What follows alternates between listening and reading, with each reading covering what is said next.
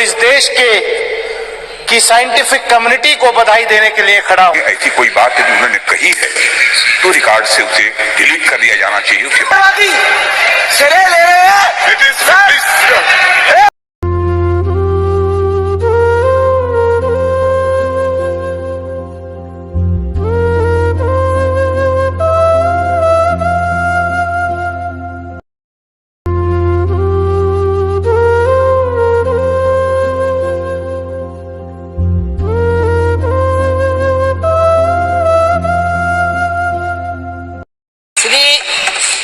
श्री दानिश अली जी, ये बता रहा हूँ। धन्यवाद सभापति महोदय कि आपने मुझे इस ऐतिहासिक पल पर बोलने का अवसर दिया। इस नए परिसर में हम आए हैं। मैं देश की समस्त साइंटिफिक कम्युनिटी को बधाई देने के लिए यहां आपके सामने खड़ा हुआ हूं। मुझे इस बात का फक्र है कि मैं आज नए परिसर में बोलने के लिए जब खड़ा हुआ हूं तो इस देश की साइंटिफिक कम्युनिटी को बधाई देने के लिए खड़ा हुआ हूं। सभापति महोदय,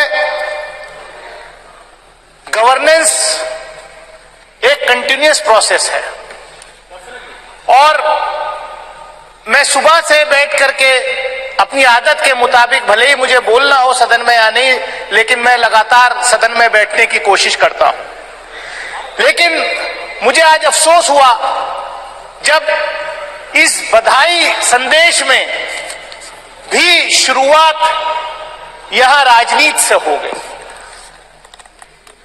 इस सदन के उपनेता ने शुरुआत की, दूसरी तरफ से भी उस तरीके के राजनीतिक टिप्पणियां हुई। लेकिन आज ये पल इस देश के सभी साइंटिस्ट को, इसरो में जो काम कर रहे हैं, जिन्होंने आज हमारा सीना चौड़ा किया कि दुनिया के अंदर हम पहला देश बने कि मून के साउथ पोल पर सॉफ्ट लैंडिंग हुई चंद्रयान 3 की। उसके साथ साथ कहीं ना कहीं देश भर के साइंटिस्ट अलग अलग इंस्टीट्यूशन से जो पढ़ के आए हैं, उनका मैं भी उसमें पीछे नहीं रहना चाहता। मेरी कॉन्स्टिट्यूएंसी के भी कई बच्चों का उसके लॉन्चिंग पैड के, चंद्रयान के लॉन्चिंग पैड में उनका योगदान रहा है। सभापति महोदय, इस सदन ने कल विमेंस रिजर्वेशन बिल भी पास किया और चंद्रयान 3 के सफल लैंडिंग में महिलाओं का बहुत बड़ा योगदान, फीमेल साइंटिस्ट का बहुत बड़ा योगदान रहा है। मैं पढ़ रहा था कि किस तरीके से तमिलनाडु की एक बहन फातिमा शाजी, जो इस प्रोजेक्ट में जिसका बहुत बड़ा योगदान है, कितने गरीब परिवार से आती थी और ये इसलिए संभव हुआ कि हमारे देश के पहले प्रधानमंत्री से लेकर के मौजूदा प्रधानमंत्री तक कंटिन्यूअस इस क्षेत्र में इसरो को बढ़ावा देने में जो है कहीं पीछे नहीं रहे। पंडित जवाहरलाल नेहरू इस देश के पहले प्रधानमंत्री, उनके साथ जो शिक्षा मंत्री मौलाना अबुल कलाम आजाद थे, उनके जमाने में उन्होंने जो IIT वगैरह जो बड़े इंस्टीट्यूशंस खोले, उसका आज नतीजा हम ये देख रहे हैं। लेकिन यहां पर जो बात हो रही है कि ये सिर्फ इसी सरकार में संभव हुआ है। मैं बधाई देना चाहता हूं प्रधानमंत्री आदरणीय नरेंद्र मोदी जी को कि वो इतने लकी प्रधानमंत्री हैं कि पिछले प्रधानमंत्रियों के डाले हुए दाने, बोए हुए बीज की फसल काटने का मौका आज उनको मिल रहा है। सिरे ले रहे हैं। बोलने भी तो कभी खड़ा होगा, ये बता रहा हूं। ये अच्छी बात है, लेकिन ये भी सच्चाई है कि पिछले बजट में इसरो का 8% एलोकेशन बजट में कम हुआ है, ये किसी से छुपा नहीं है। तो क्या ये किसी से छुपा नहीं है?